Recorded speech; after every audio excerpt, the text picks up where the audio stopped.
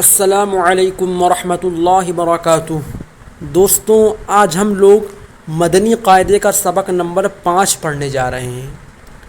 اس سبق میں ہم لوگ تنوین کے بارے میں جانیں گے کہ تنوین کسے کہتے ہیں، اور کسی حرف پر تنوین آ جائے تو اس حرف کو کس طرح پڑھا جائے گا۔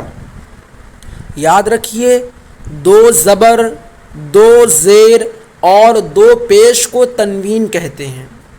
2 زبر، 2 زیر اور 2 پیش کو تنوین کہتے ہیں۔ جس حرف پر تنوین ہو اس حرف کو معون کہیں گے۔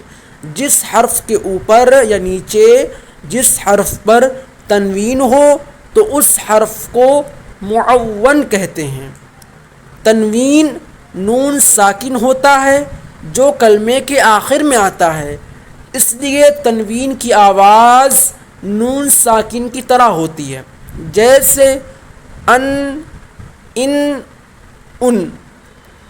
تنوین کے ہجے اس طرح کریں: میم 2 زبر من، میم 2 زیر من، میم 2 پیش من۔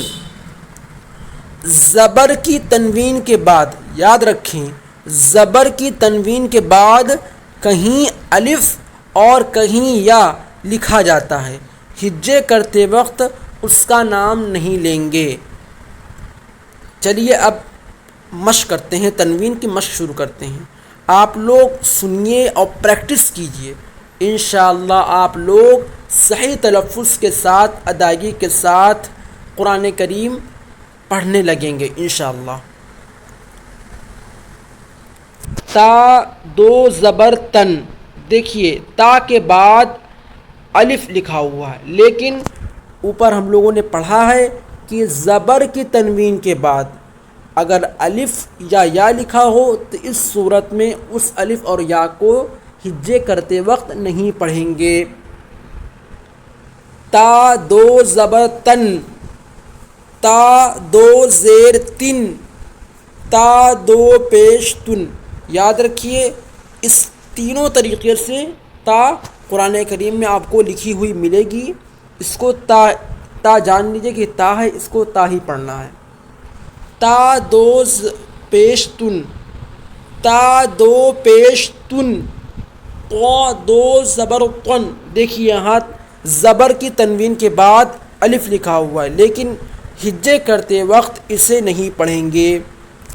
تو 2 زبر تن، تو 2 زیر تن، تو 2 پیش تن۔ یاد رکھیے یہ حروف مستعلیہ میں سے ہے۔ تو، ظا، صاد، ضاد، خا، یہ سب حروف مستعلیہ میں سے ہے، تو ان کو پر پڑھنا ہوگا۔ پر مطلب موٹا کر کے پڑھنا ہوگا۔ تا اور تو میں بڑا فرق ہے، دونوں الگ الگ حرف ہیں۔ اگر دونوں کو تا پڑھیں گے تو دونوں ایک جیسے ہو جائیں گے۔ آپ کو فرق کرنا ہے، تا کو باریک اور تو کو موٹا کر کے پڑھنا ہے۔ دیکھیے، تو 2 زیر تن، تو 2 پیش تن، زا 2 زبر زن، زا 2 زیر زن، زا 2 پیش زن۔ دیکھیے، زا، سین اور صاد، یہ 3 حرف ایسے ہیں کہ ان کو ادا کرتے وقت سیٹی کی آواز آنی چاہیے۔ زا 2 زبر زن، دیکھیے زبر کی تنوین کے بعد الف لکھا ہوا ہے، لہٰذا ہجے کرتے وقت اس الف کو نہیں پڑھا جائے گا۔ زا 2 زبر زن، زا 2 زیر زن، زا 2 پیش زن۔ زا میں تو سیٹی کی آواز آنی چاہیے، لیکن زا میں سیٹی کی آواز نہیں آئے گی، یاد رکھیے گا آپ لوگ۔ زا 2 پیش زن، زا 2 زبر زن، زا 2 زیر زن، زا 2 پیش زن۔ ضا 2 زبر زن، ضا 2 زیر زن، ضا 2 پیش زن۔ یاد رکھیے، حروف مستعلیہ وہ حروف جن کو موٹا پڑھا جاتا ہے، اس قاعدے میں ان حروف کو بلو رنگ سے لکھ دیا گیا ہے تاکہ آپ لوگوں کے لیے آسانی رہے پہچاننے کے لیے کہ کون سا حرف حروف مستعلیہ میں سے ہے۔ ان کو موٹا کر کے پڑھا جاتا ہے، باریک نہیں پڑھا جاتا ہے۔ ضا دو پیش رن، ضا دو زبر ظن، ضا دو زیر ظن، ضا دو پیش رن۔ ایک بار پھر سن لیجیے، ضا دو زبر ظن، ضا دو زیر ظن، ضا دو پیش غن،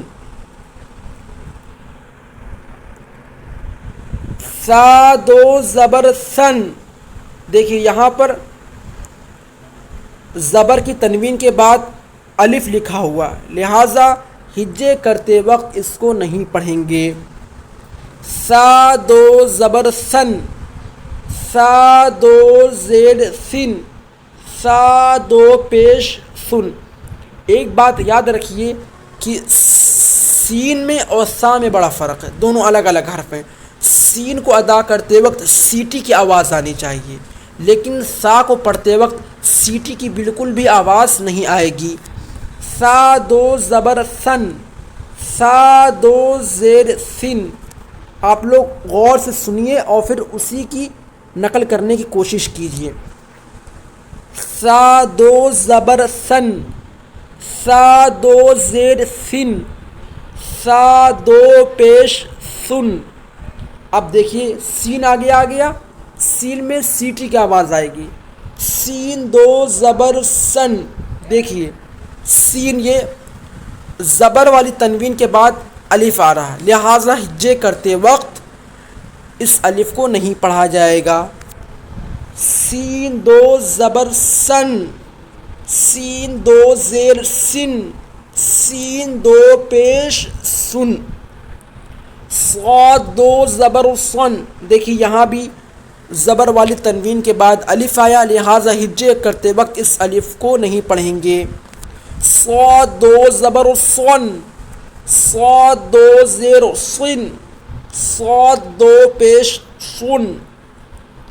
کاف دو زبر کن، دیکھیے یہاں بھی کاف کے بعد الف لکھا ہوا ہے اور یہ کاف کے اوپر زبر والی تنوین ہے، لہٰذا اوپر ہم لوگوں نے پڑھا ہے کہ زبر والی تنوین کے بعد اگر الف یا آ جائے تو اس صورت میں اس الف اور یا کو ہجے کرتے وقت نہیں پڑھا جائے گا۔ کاف دو زبر کن، کاف دو زیر کن، کاف دو پیش کن۔ ایک بار پھر سن لیجیے، صاد دو زبر صن، صاد دو زیر صن، صاد دو پیش سن۔ کاف دو زبر کن، کاف دو زیر کن، کاف دو پیش کن۔ اب آگے چلیے ہم لوگ پڑھتے ہیں۔ قاف دو زبر قن، قاف دو زبر قن۔ ایک منٹ، قاف دو زبر قن، قاف دو زیر قن، قاف دو پیش قن، قاف دو زبر قن۔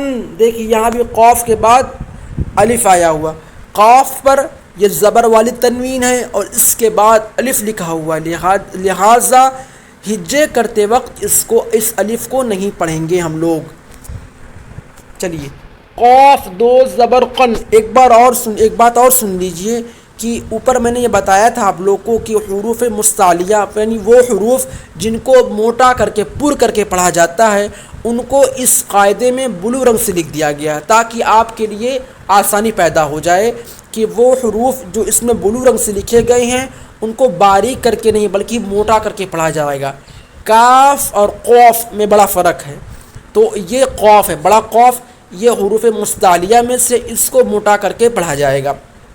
چلیے، قاف دو زبر قن، قاف دو زیر قن، قاف دو پیش قن، ہا دو زبر ہن، ہا دو زیر ہن، ہا دو پیش ہن، ہا دو زبر ہن۔ یاد رکھیے چھوٹا ہا اور بڑا ہا میں بڑا فرق ہوتا ہے۔ حلق کے جو شروعاتی حصہ ہوتا ہے، شروع حلق سے حمزہ اور ہا، چھوٹا ہا جو ہوتا ہے یہ حلق کی شروعات سے ادا ہوتا ہے، شروع حلق سے حمزہ ہا، اور درمیانی حلق سے یعنی حلق کے بیچ والے حصے سے عین اور ہا، بڑا ہا جو ہوتا ہے وہ بیچ حلق سے ادا ہوتا ہے۔ یاد رکھیے گا آپ لوگ، ہا اور ہا میں بڑا فرق ہے، چھوٹا ہا اور بڑا ہا یہ دونوں الگ الگ حرف ہیں، لہٰذا ان کو ادا کرنے کا مخرج بھی الگ الگ ہے۔ چلیے، ہا دو زبر حن، ہا دو زبر حن، ہا دو زیر حن، ہا دو پیش حن، حمزہ دو زبر ان، حمزہ دو زیر ان، حمزہ دو پیش ان، عین دو زبر عن، عین دو زیر عن، عین دو پیش عن، دال دو زبر دن، دال دو زیر دن، دال دو پیش دن، خا دو زبر خن، خا دو زیر خن، خا دو پیش خن، غین دو زبر غن، غین دو زیر غن، غین دو پیش غن۔ یاد رکھیے، میں نے اوپر بتایا پھر بتا رہا ہوں کہ وہ حروف جو موٹے پڑھے جاتے ہیں ان کو بلو رنگ سے لکھ دیا گیا ہے، ان کو باریک کر کے نہیں پڑھنا۔ غین دو زبر غن نہیں پڑھیں گے بلکہ غین پڑھیں گے، غین۔ خا دو زبر خن پڑھیں گے، خا دو زبر خن نہیں پڑھیں گے بلکہ خا، خا موٹا کر کے پڑھنا ہوگا اس کو، ٹھیک ہے۔ خا دو زبر خن، خا دو زیر خن، خا دو پیش خن، غین دو زبر غن، غین دو زیر غن، غین دو پیش غن، با دو زبر بن، با دو زیر بن، با دو پیش بن، میم دو زبر من، میم دو زیر من، میم دو پیش من،